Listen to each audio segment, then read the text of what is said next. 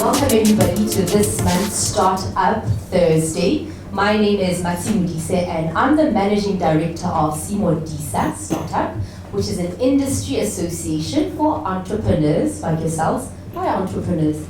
Like the gentleman sitting next to me. And essentially we aim to be the golden thread that is going to connect our country's entrepreneurial ecosystem. We do a lot of interesting things in this space, but we do lobbying, advocacy on behalf of you with the public and the private sector.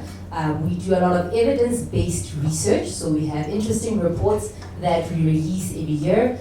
We promote the growth of venture capital in South Africa, but at the end of the day, it's about building a community for entrepreneurs, because at the end of the day, we are essentially one, and we have one objective is to hopefully make money and run sustainable businesses. So Startup Thursday is our flagship initiative. It happens once a month. Essentially every Thursday, third Thursday of the month, we try to bring together the ecosystem. Amongst us, we have funders, we have founders, we have mentors, accelerators, and key people within the entrepreneurship ecosystem. And tonight's masterclass is basically the ABC of building a successful e-commerce business. I'm sure there is a couple of you in this room that have started e-commerce businesses, and essentially we want you to kind of gain insights and also get into the minds and the heads of those who have braved it out, those who have actually survived. On my panel tonight, I have Daniel Gaskell. He's on my left, and essentially amongst other ventures, he launched Prango in 2011, which was bought by Groupon.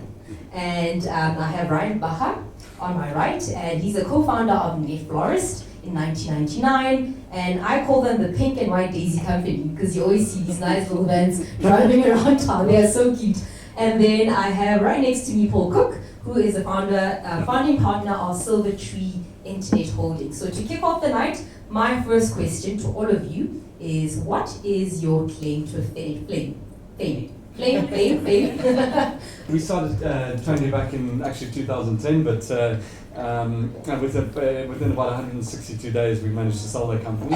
And I always say that with great hesitation, especially to an audience like this, because it gives a false impression of how quickly one can flip and generate revenue and actually sell a business. So it wasn't as simple as that, and I'll tell more of those stories as we go along. We think we're one of the most active investors in early and mid-stage tech startups in South Africa, as well as now the rest of the continent as well. Many of which are e-commerce. My colleagues are the founders of Zando, so we have deep e-commerce experience, and we have investments in, I think, 5 e-commerce companies in South Africa, one of which is not working well, and 4 of which are, as well now in Nigeria, Kenya, and Ghana. When Takealot bought Kalahari, which happened about a year ago, or they merged, whatever the story is, we started about 3 weeks after Kalahari.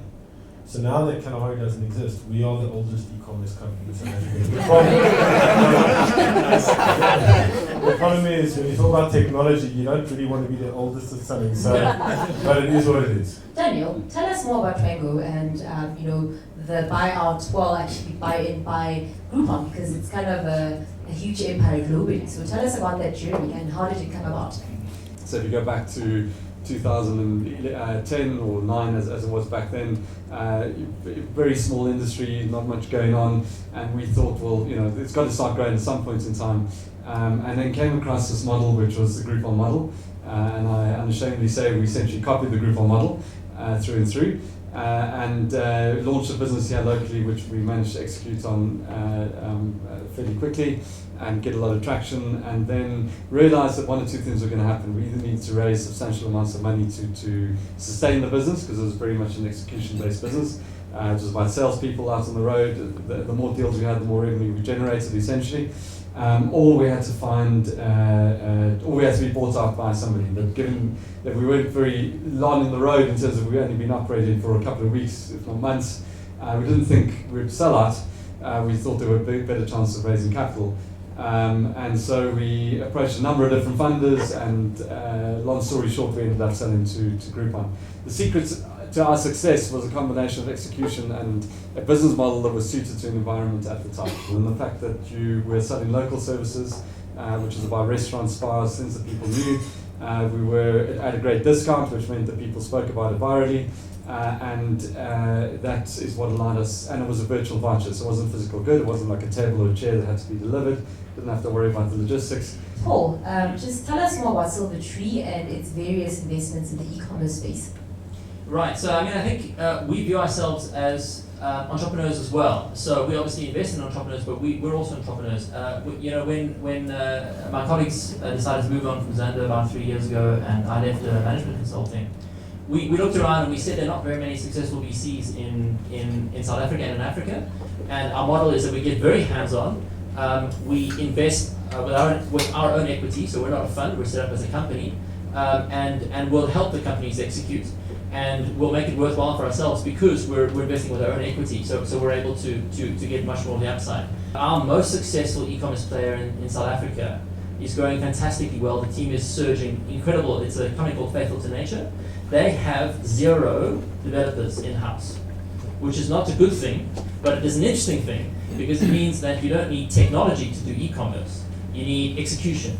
Ryan, do you unpack the journey that you had to travel to get Net Forest to where it is, which kind of delivers flowers and all sorts of wonderful things? Right. So Daniel was saying earlier that in 2011 they were kind of wondering, when is this internet thing going to get going? We were having the same concerns in 1999. So yeah, we had a long period of time to kind of like, when is this going to happen? But so our journey is a bit unconventional, I guess. In 1999, I was working for an internet company, and we were a listed company, and Macro owned a percentage of our business. For various reasons, they came to us and they said, look, we want you guys to build out e-commerce websites. And 1999 is very early. If you just picture it, Amazon really got going properly in about 1996. They were live in 1995, but so 3 years after Amazon. It's very early on, and we didn't know anything about e-commerce. Nobody did in South Africa really, and we didn't really want to tell Macro that we knew stuff that we didn't. So we said to them, look, give us a few months and we'll figure this stuff out. And we thought the best way to learn about e-commerce and then sell the system to Macro, that was the idea, was to build something. We didn't care what it was. We wanted to build something, sell it, we'll buy it. We didn't care. Just understand how that process worked, and then go to Macro and say, great, we can build your website and we'll be your service provider. And that's how Netflora started. So since then it's evolved into many things. We've got warehouses around the country, loads of trucks. We do much more than flowers, but it's been a very long journey, obviously, but thank God, very fruitful. Particularly in terms of the challenges that you've experienced. I mean, access to internet, which kind of prohibits your ability to have scale and reach to your clients. What other challenges did you have on your journey? I think the next phase of challenge was actually the growth of the business and how that had then scaled to what it was, right? So suddenly we were, went from a couple of 100 deals a day to many tens of thousands of deals a day. Suddenly you've got operational challenges. You've got, you've got a team of now close to 150 people. Today there's close to 300 people. It's you do many millions of rands worth of revenue. It's a whole different ballgame. And so, I guess part of our frustrations, part of that was hugely exciting. So the first year and a half to 2, I'd say it was still a very entrepreneurial business. We could do a lot of things. But then becoming part of a massive corporate organization that was a listed entity was a very different business to the one that we started. So I mentioned earlier on we invested in 5 e-retailers in South Africa, of which one has not worked. And that one was a joint venture with an offline business that was going to do the logistics and the operations and the procurement, etc. And it turned out that relationship did not work at all. And they completely dropped their side of the ball. They might say the same thing of us, but I really think it was them. But the more important point there was that partnerships are a incredible unlocker of opportunity. It allowed us to put together a business that we would not have been able to do nearly as quickly, because we didn't need to put money into building warehouses. We had people who knew what they were doing in principle, right? But they're also hugely risky. I think probably our only mistake there was to not realize as quickly as we should have that relationship was not going to work. When we started, there was this thing called .com. It sounds obvious, but actually it was called the .com era. And in 1999, 2000, 2001, everybody wanted to invest in a business that had a .com. That really was the landscape. And in 2002, something happened and they called it the .bomb. It blew out, the market crashed. And generally the reason why the market crashed at that time was businesses that had a .com were just investing huge amounts of money in everything. In 2001, I started an organization in South Africa called SAFE, South African Forum for Retailers. And in our first meeting, we had 100 guys, about 98 businesses in South Africa. In 2001, were online. At the end of 2002, there were 11 left. So the whole market had collapsed, right? So the reason why I'm telling the story is our biggest challenge early on was to get customers. And luckily for us, actually, we didn't have the money to do it. Because if we'd had it, we would have spent it and we would have blown out. So we launched NetFlorist on that basis. In the first 3-4 years, we did no above-the-line marketing, and we just acquired customers through partners. We gave up a little bit, but there wasn't the massive risk of huge above-the-line spend with the hope of a return but no guarantee. What are right now the current opportunities for anybody that wants to be in this industry? People often underestimate the complexity of it, specifically when there's physical goods to be delivered and there's logistics and there's a lot of challenges. But the reality is that it's still less than 1% of total retail, and so there's still a massive opportunity for those that want to actually pursue it. I would agree that we might be in the middle of the next dot-bomb. 2016 has not been a good year for the valuations of internet startups around the rest of the world. It has not been a good year for Africa's economy. It's not been a good year for South Africa's economy. And that means that it's not a good year for internet startups based in South Africa. I don't think there's an opportunity in going head-to-head with big guys, because that's a good way to lose money, because they were losing money.